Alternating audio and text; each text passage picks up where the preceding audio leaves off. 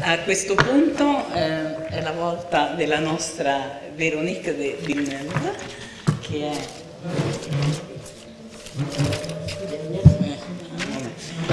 che è la presidente della Società Francese di Grafologia, e il titolo del suo intervento è particolare: L'alba di una nuova solidarietà. Pare il titolo di un film, ecco. In realtà effettivamente, ecco, è una relazione che io ho letto in anteprima. Voi avete la traduzione integrale nella vostra portadocumenti, e quindi potete tranquillamente seguirlo lì. Chi comprende bene il francese sarà un piacere ascoltare Véronique. La presento brevemente. Véronique oltre ad essere la presidente della Société, e anche... Non si sente? No, quello è spento.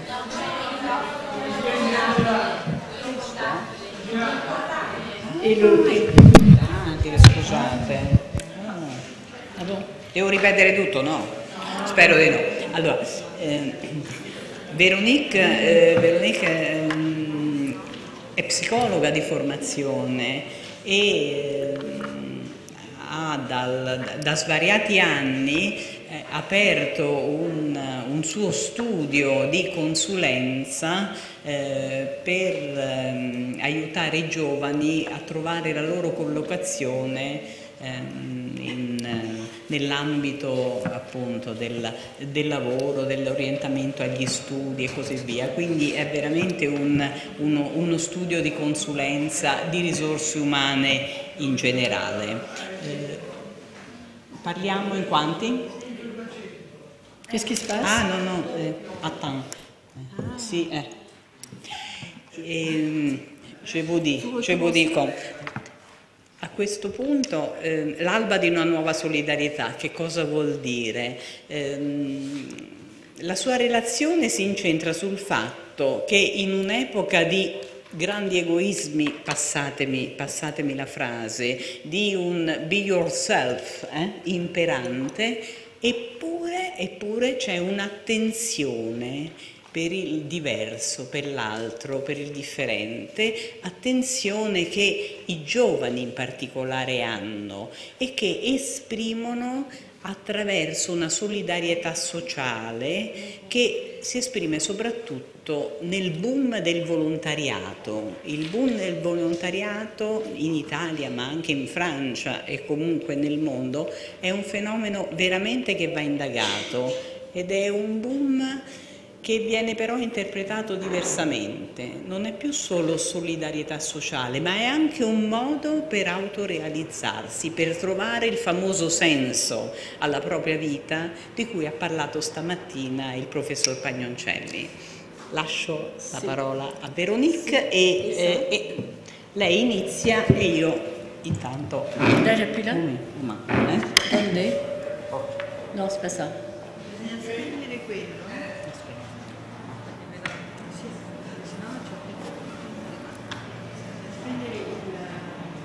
Tutti buoni, tutti tranquilli.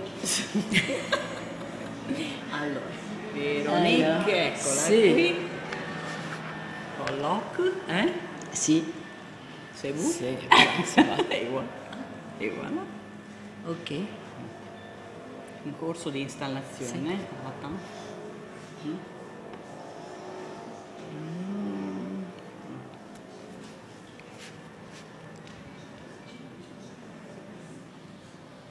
Voilà. Si, c'est sur celui-là, hein? Oui. Celui-là ou celui-là? On tu veux. S, ok. On tu veux. Je suis désolée de parler français et de ne pas parler votre jolie langue. Je vais essayer de ne pas parler trop vite pour ceux qui comprennent un peu. Notre monde contemporain a connu et connaît des changements d'une rapidité et d'une profondeur sans précédent.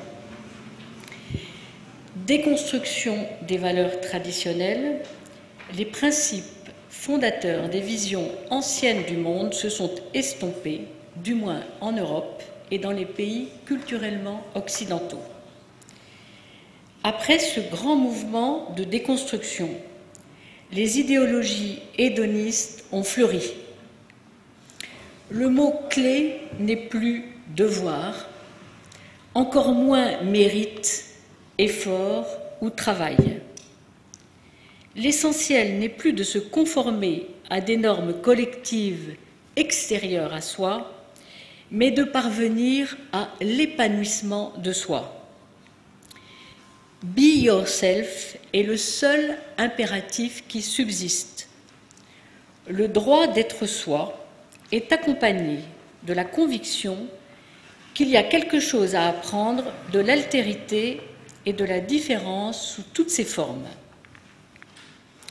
Il peut paraître paradoxal que dans ce contexte, les engagements humanitaires, les solidarités de proximité, la sensibilité au malheur des autres soient devenus des préoccupations majeures de notre temps. Les initiatives envers les sans-abri, sans-papiers, sans famille, envers les victimes de cataclysmes, se multiplient et bénéficient de la bienveillance et du soutien de l'opinion. Plus de 30 000 associations sont créées par an en France et le pourcentage de personnes participant à des activités associatives à but humanitaire et social ne cesse d'augmenter depuis 20 ans. Certes, l'on peut tenir, parallèlement au discours sur la montée de l'altruisme, un discours tout aussi argumenté sur la montée d'un individualisme généralisé. Cette coexistence révèle et exprime l'ambivalence de la société actuelle. Serions-nous en train d'assister à l'un de ces basculements auxquels notre époque est accoutumée, allant de l'individualisme triomphant à une vision autre portant sur l'attention à autrui? L'idéologie humanitaire serait-elle devenue notre manière d'appréhender le monde? Le sociologue Didier Fassin, dans son ouvrage « La raison humanitaire, une histoire morale du temps présent », explique qu'une morale humanitaire s'est inscrite progressivement depuis une vingtaine d'années dans la législation nationale et le droit international. Ce n'est pas pour autant que l'homme du XXIe siècle est devenu plus altruiste que ses ancêtres. Nous ne sommes ni plus altruistes, ni moins altruistes. Plutôt qu'un retour à la morale, les individus sont en train de tisser une nouvelle forme de lien social. Les nouvelles solidarités attestent d'une nouvelle manière de se relier aux autres. Il s'agit aussi d'une autre façon de considérer autrui. Depuis 20 ans, plusieurs textes de loi ont été votés en Europe, allant tous dans le sens d'une plus grande attention à la prise en charge des personnes.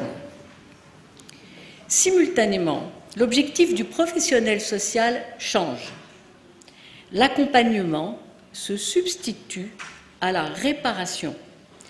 Il s'agit moins de réparer, d'éduquer pour faire évoluer la personne vers des modèles de référence, le bon citoyen, le bon ouvrier, le bon collégien, la bonne mère de famille, mais d'agir avec la personne telle qu'elle est, en la considérant comme un être autonome et non comme un être inachevé.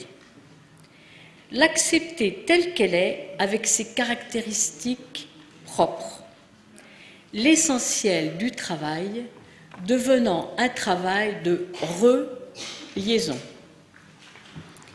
Il s'agit d'accompagner, c'est-à-dire d'aider la personne à se révéler à elle-même. C'est un travail avec autrui. Nous ne sommes plus dans une société holiste où l'être humain est entièrement ou fortement déterminé par le tout dont il fait partie, mais dans une société d'individus.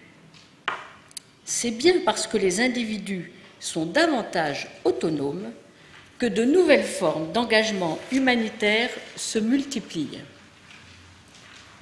Nous ne sommes pas plus individualistes que nos prédécesseurs, mais l'évolution de la société nous rend plus autonomes. L'autonomie étant comprise comme le droit pour l'individu de déterminer librement les règles auxquelles il se soumet.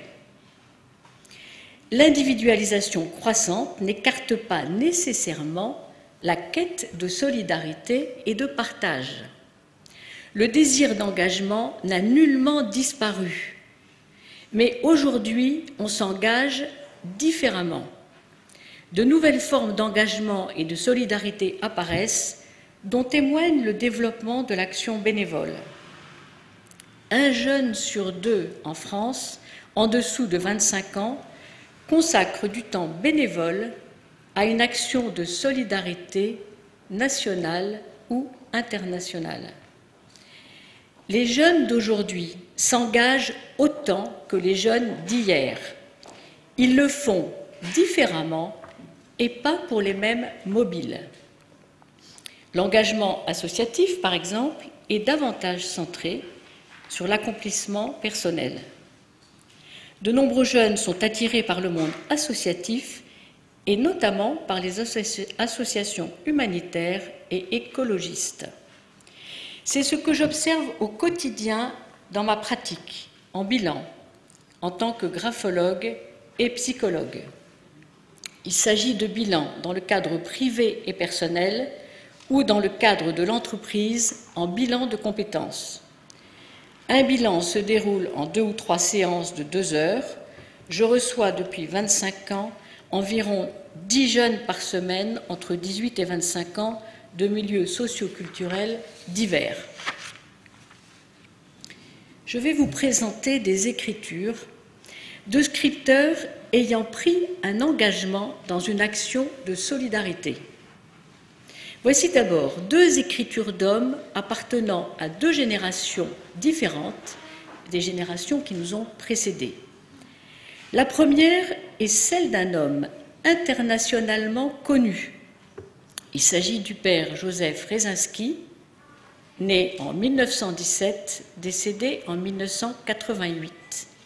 Il aurait donc aujourd'hui 94 ans. Fondateur du mouvement des droits de l'homme d'ATD Quart-Monde Aide à toute détresse, association internationale. Il écrit ses notes en 1972 au cours d'une réunion. Il a alors 55 ans. Il écrit au stylo bic bleu sur un papier de format A4. Voilà la page et voilà un agrandissement. Beaucoup d'intensité dans cette grande écriture cabrée et appuyée qui investit la page. L'angle domine. La courbe est également présente. Le cabrage souligne la rébellion, la non-acceptation de l'état de fait. L'alliage d'une conduite tendue et ferme conduit le scripteur à s'investir totalement dans une tâche difficile. Il se confronte aux difficultés et les affronte avec énergie et courage, ce que montrent dans ce contexte les arcades anguleuses. La dimension, les os gonflés, disent l'appétit de vie et le désir. Il voit grand, page investie jusqu'en bas, non par vanité, mais par volonté de ne pas se contenter de peu. Le désir n'est pas autre chose que la force de vie en nous, ou la vie comme une force, ce que dit le philosophe André Comte-Sponville. C'est ainsi que je comprends ce qui a poussé Joseph Rezinski à s'engager et à agir pour les autres. Pourquoi pour les autres? Il aurait pu avoir un autre objectif. Certes, il était prêtre, ce qui orientait déjà son engagement. Mais il aurait pu rester dans une paroisse. Or, il est allé vers un engagement de combat. L'écriture n'a pas toutes les réponses. C'est là que la biographie apporte des éléments qu'il faut écouter et qui permettent de comprendre. Sa personnalité s'est forgée dans un environnement difficile. Il a connu tout petit la honte, la misère, la violence, a été obligé dès son jeune âge de subvenir aux besoins de sa famille. Sa mère était aimante, mais a dû se séparer de lui lorsqu'il était très jeune. Le grand besoin d'affection et le manque ressenti sont très perceptibles dans ce contexte d'alternance d'oves gonflées et d'oves cabossées. Le fort appétit de vie l'a conduit à combattre et à orienter les choix. Se battre avec les autres, se donner ce challenge lui confère probablement la satisfaction d'une forme de revanche et de pouvoir, ce que nous montre la dimension et l'appui. C'est peut-être aussi une façon de régler ses comptes avec une histoire personnelle. Regardez les cabrages. L'engagement de cet homme est né de la révolte, de la fierté, de l'appétit de justice et d'amour, de l'énergie vitale qui se dégage avec force de l'écriture. L'écriture 2 est celle d'un homme de 20 ans, son cadet. Il écrit cette lettre en 1987, il a alors 50 ans. Il écrit avec un feutre noir sur un papier de format A4. Observons le graphisme. L'écriture inclinée et étalée se propulse vers la droite. Le trait léger et le blanc allègent l'ensemble assez serré entre les lignes, lui donnant juste le temps de reprendre son souffle et d'aller à nouveau de l'avant. Blanc et noir s'entremêlent et se conjuguent. La guirlande se carre sur la ligne et stabilise les mots sur la ligne. Les annelages solidifient la liaison. Il conduit son action sans perdre de vue l'objectif et en prenant appui sur la réalité concrète. Le trait fin et léger permet le recul et le regard large, facilite le rebondissement et l'avancée vers de nouveaux projets. La signature proche du texte et le texte ramassé au centre de la page soulignent l'investissement. L'on pense parfois que l'investissement et l'engagement s'expriment essentiellement dans l'appui, comme dans l'écriture précédente. Ici, c'est un investissement à partir du léger et d'une conduite tendue. Il s'agit également d'un homme d'engagement, fondateur il y a 30 ans d'une maison d'accueil pour toxicomanes, maison qu'il a fait fonctionner qu'avec des bénévoles pendant plusieurs années. Pourquoi s'être engagé dans ce combat? Quelles sont les motivations? Il me semble que la conduite tendue, le mouvement dynamique à propulsif, les lancements, les acérations traduisent chez lui la nécessité impérieuse de sortir de soi pour se projeter vers ce qui est devant, l'avenir, les autres, le monde, sans s'attarder sur ce qui peut inquiéter ou émouvoir. La sensibilité perceptible dans les inégalités et les trous dans les mots est très intériorisée et les jointoiements en attestent. Les gestes sinistrogires, notamment les annelages, assurent à l'écriture un degré de fermeture suffisant pour permettre le va-et-vient entre intérieur et extérieur, entre intériorité et extériorité. Il participe à la régulation qui ainsi peut s'opérer entre l'impulsion et la réalisation. Nous comprenons pourquoi il s'est mobilisé avec ardeur dans la création d'un projet et a pu le développer avec une très grande ténacité. Sur le plan de la symbolique du geste, il est intéressant de remarquer que ces deux hommes ont en commun un geste en courbe qui s'ouvre et se referme dans un geste protecteur en crosse. Même geste comme ça. L'écriture 3 est celle d'un homme de 38 ans qui s'est engagé très jeune dans le bénévolat, de notre génération, de la mienne, puis qui a fait le choix de devenir éducateur spécialisé pour travailler auprès de jeunes en difficulté. Il écrit au stylo bic noir sur un papier de format A4. Le trait est très appuyé. C'est un écrit de 2010. La répartition très ordonnée des masses graphiques, la tenue de ligne et la tenue de la marge de gauche donnent le ton. Il y a des principes, un sens de ce que l'on doit faire, de ce qu'il convient de faire. Il est de fait dans l'obligation de réaliser quelque chose de beau, d'être quelqu'un de bien, comme le montre la tenue de l'écriture, les majuscules hautes et étrécies, les surélévations. L'appui, être une belle personne, fortifie l'image de soi.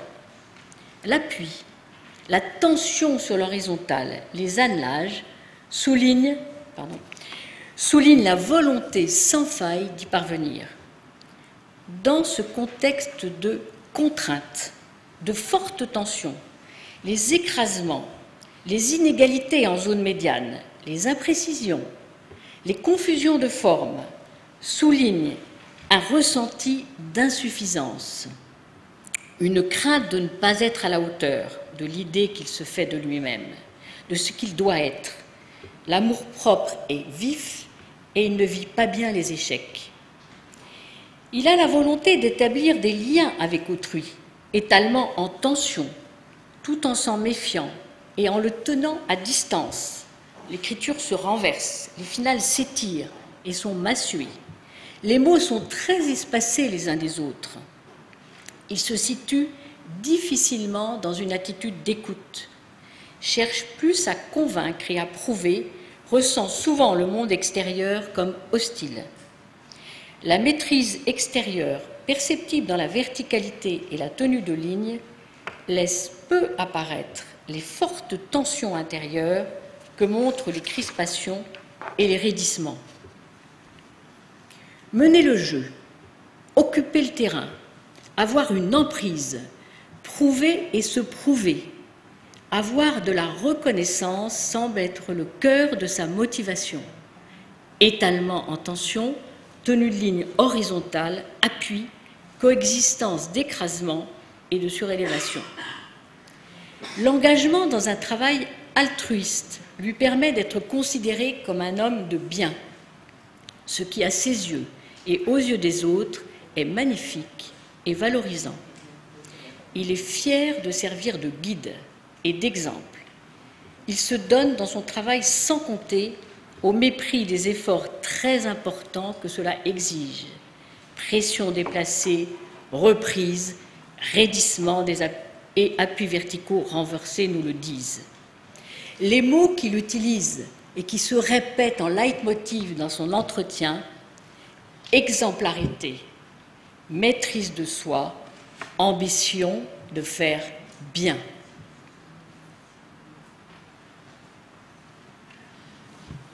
Voici maintenant les écritures de 4 jeunes, ayant en 2011 entre 18 et 30 ans. Je les ai sélectionnées car elles sont représentatives des écritures des jeunes que je rencontre actuellement en bilan, sans qu'elles soient statistiquement représentatives. La première de ces 4 écritures est celle d'une jeune femme de 28 ans. Elle écrit au feutre noir sur un papier de petit format. Le trait est inégal d'appui et fin. Les formes sont animées par de nombreuses inégalités et une légère effervescence se dégage de l'ensemble. La zone médiane est très inégale. Des gonflements côtoient, écrasements et fils.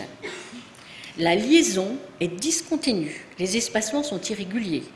Le mot n'est pas vraiment cerné. La trajectoire est maintenue et la progression se fait dans un milieu hypotendu par raidissements successifs. Cette femme vit dans l'instant. Le comportement est spontané et sociable. Les réactions sont immédiates en réponse aux émotions. La confiance en soi est en quête constante de réassurance. L'étalement, la page largement occupée. Dans ce contexte léger et inégal, signe un besoin d'élargir son champ d'action, de ne pas rester dans le statu quo. La conduite hypotendue, la polymorphie vont dans le sens d'une capacité d'ouverture et de disponibilité et d'adaptation. Les tiraillements et questionnements, inégalités de direction, trous dans les mots, saccades, crispations entretiennent l'anxiété. Elle n'a pas encore trouvé son fil conducteur. Elle cherche, hésite, se pose des questions, ce que nous montrent les fluctuations d'inclinaison et le flottement. Quelques verticales plus appuyées et plus ancrées endiguent les turbulences et permettent de maintenir une direction. On peut supposer que l'optimisme qu'elle affiche est une manière de neutraliser les découragements et le flottement. On parlera de fragilité, d'indécision, de difficulté à s'engager, de confiance en soi très fluctuante et relative. Il est toutefois nécessaire et important d'y associer sensibilité, écoute et capacité de résistance face aux difficultés. Dans ce contexte, le trait léger et fin souligne le peu d'intérêt pour les confrontations directes, le peu des désirs de laisser une empreinte et la capacité à s'ajuster à l'environnement. Ils indiquent aussi la capacité à évacuer rapidement l'émotion, à se tenir en alerte pour se mobiliser et répondre aux sollicitations extérieures et intérieures. Après de brillantes études en marketing et une première expérience professionnelle réussie, elle prend à 28 ans la décision de s'engager dans le volontariat humanitaire et de partir avec son mari dans une ONG. Elle y travaillera 5 ans avec ardeur, sans se décourager ni se relâcher. Ces mots, aller vers ce qui est devant, bouger, connaître, échanger, aimer ce que je fais. La 5e écriture est celle d'une jeune femme de 25 ans. Elle écrit au stylo plume bleue sur un papier de petit format, l'appui est moyen avec des moirages et des spasmes. L'écriture s'étrécit et s'étale, se tient sur la verticale. La liaison soutenue assure un contact constant avec la ligne. Une effervescence et une arythmie des blancs et des noirs se manifestent progressivement du recto au verso, l'ensemble restant contenu. La page est occupée de haut en bas. Au recto comme au verso, la signature est au centre, posée sur un paraphe en courbe. Elle semble guidée par un idéal, verticalité de l'écriture, majuscule haute et étrécie, vers lequel elle tend tout en gardant les pieds sur terre. Écriture liée, trait un peu large. L'étrécissement, associé à des liaisons secondaires, montre l'effort opéré pour contenir l'impressionnabilité sous-jacente qui transparaît dans le moirage, les spasmes et les petites acérations de certaines finales. L'écriture verticale au recto montre des inégalités de direction et de légers changements de train au verso jusqu'à s'incliner dans le dernier paragraphe post-signature. Pardon, ça c'est la signature. Et voilà le dernier paragraphe.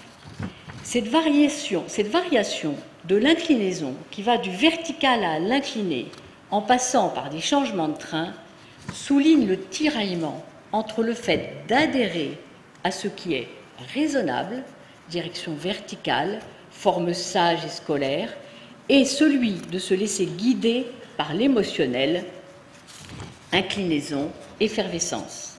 L'on retrouve la même dichotomie dans la signature située au centre, étrécie dans le corps du nom et étalée au centre, au total avec le paraphe. Il y a une coexistence chez cette jeune femme d'exaltation, d'enthousiasme, ce que montrent les inégalités de direction, les lancements en finale ou dans les barres de thé, et de contrôle et de raison avec les trécis, les finales brèves, la direction verticale. Elle semble chercher à concilier à l'intérieur d'elle-même ces deux tendances. L'inclinaison du dernier paragraphe, notamment dans ce contexte de moirage, laisse supposer qu'il y a une tentation de se laisser guider par l'émotionnel plus que par la raison ou le raisonnable. Mais le fait qu'elle lie toutes les lettres entre elles signifie que le choix est difficile et qu'elle veut en rester maître.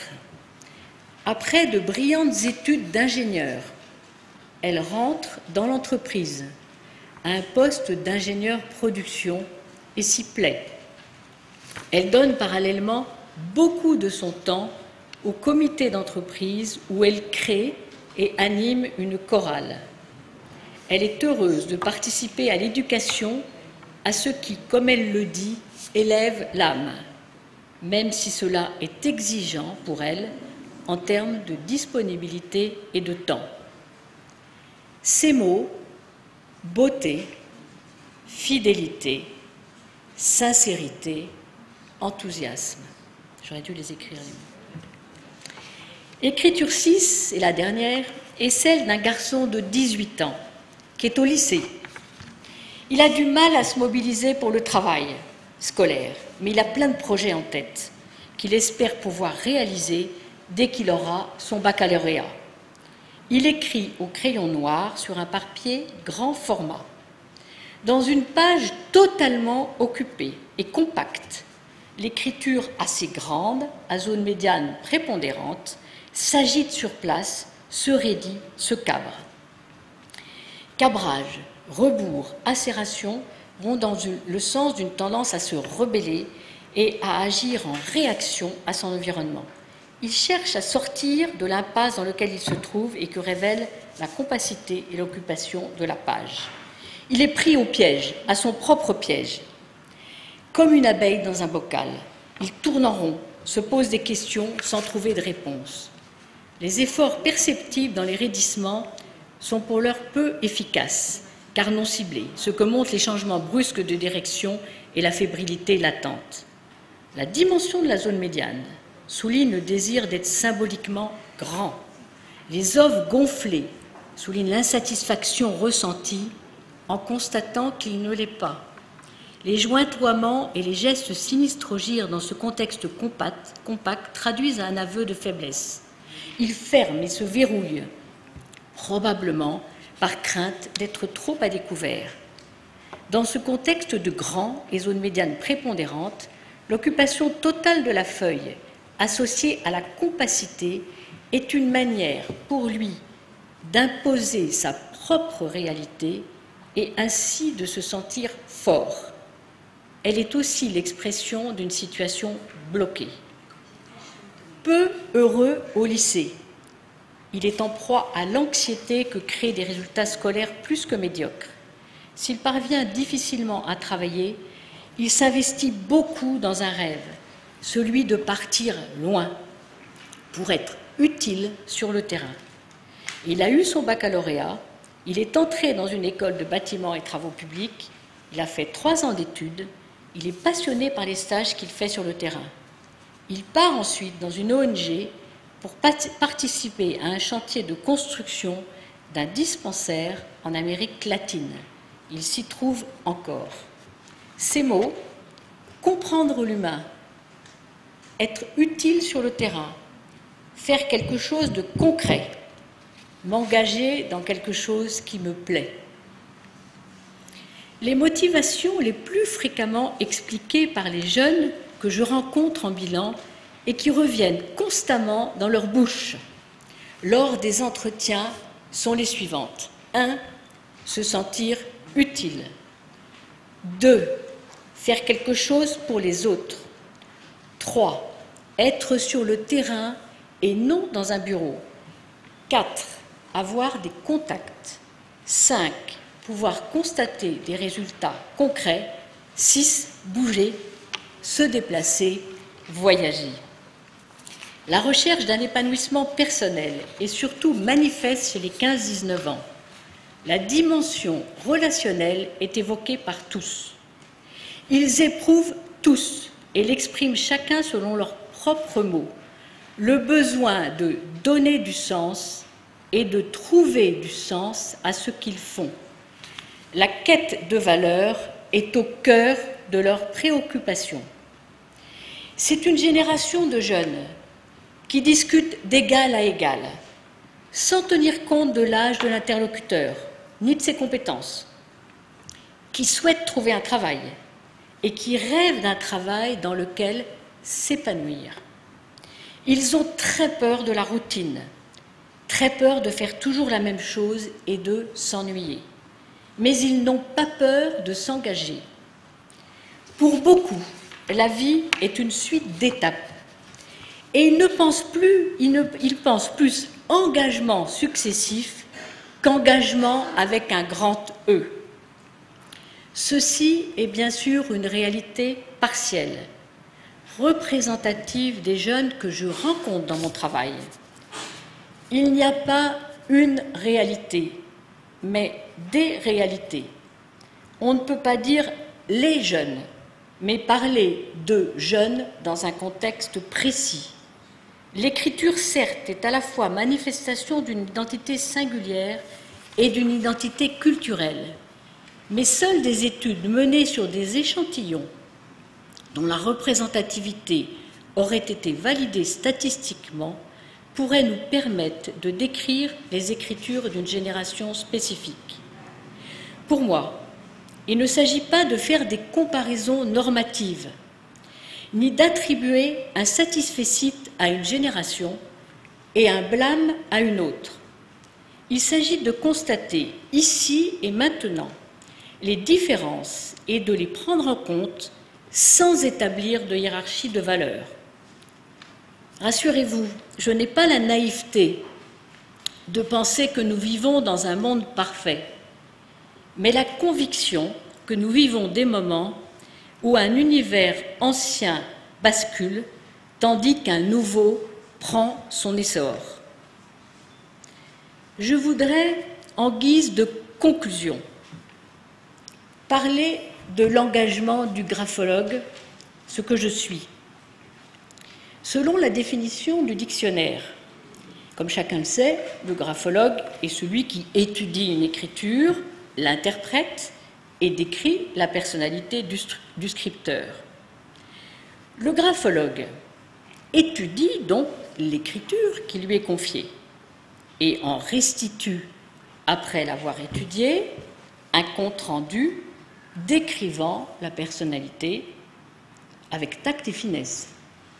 S'il travaille en entreprise, il répond à la demande de son donneur d'ordre. Me plaçant dans le cadre d'études personnelles et privées, il me semble important, avant d'étudier l'écriture, que le graphologue rencontre la personne, l'écoute au préalable, parler de l'environnement qui est le sien, de la vie qui est la sienne, l'amène à formuler sa demande et à préciser les questions qu'elle se pose. Le graphologue est ainsi plus à même de percevoir les points qu'il va aborder avec elle lors de l'entretien de restitution. L'important n'étant pas de tout lui dire, mais de discerner ce qui va être pertinent pour elle, ce qui va éclairer son regard sur elle-même, lui apporter des éléments dont elle va elle-même pouvoir faire quelque chose. Ainsi, en l'incitant à se poser des questions, à formuler précisément une demande, le graphologue l'invite à s'engager personnellement dans sa demande. Il pourra ensuite, lors de l'entretien, lui proposer des hypothèses et des propositions de sens d'autant plus pertinentes qu'elle aura participé à leur élaboration. L'écriture reste au centre de l'observation. Elle est le cœur du travail Mais en procédant ainsi, le graphologue se positionne plus en accompagnant, en coach, qu'en personne qui sait, face à une personne qui est censée se découvrir. Il participe alors à un travail de reliaison, celui dont j'ai parlé tout à l'heure, et coagit avec celui ou celle dont il étudie l'écriture, ce que j'ai évoqué en introduction. L'engagement du graphologue face à son métier ne peut pas être le même à toutes les époques. Il ne s'agit pas de savoir si c'était mieux ou moins bien avant, mais de constater qu'un changement d'époque entraîne nécessairement un regard nouveau sur la pratique. Quel est le cœur et le sens de mon métier? N'est-ce pas une question que se pose continuellement tout praticien? Je finirai par une boutade avec les mots d'un grand écrivain, Georges Bernanos, que je trouve amusant et plus fin qu'il n'y paraît. Il dit, je crois que même ceux qui ne parlent pas français peuvent le comprendre, « Si l'optimiste est un imbécile heureux, le pessimiste n'est trop souvent qu'un imbécile malheureux. » Effectivement, on vit des moments où un univers ancien bascule, mais j'ai la folie peut-être de croire que nous allons vers un nouvel essor. Voilà.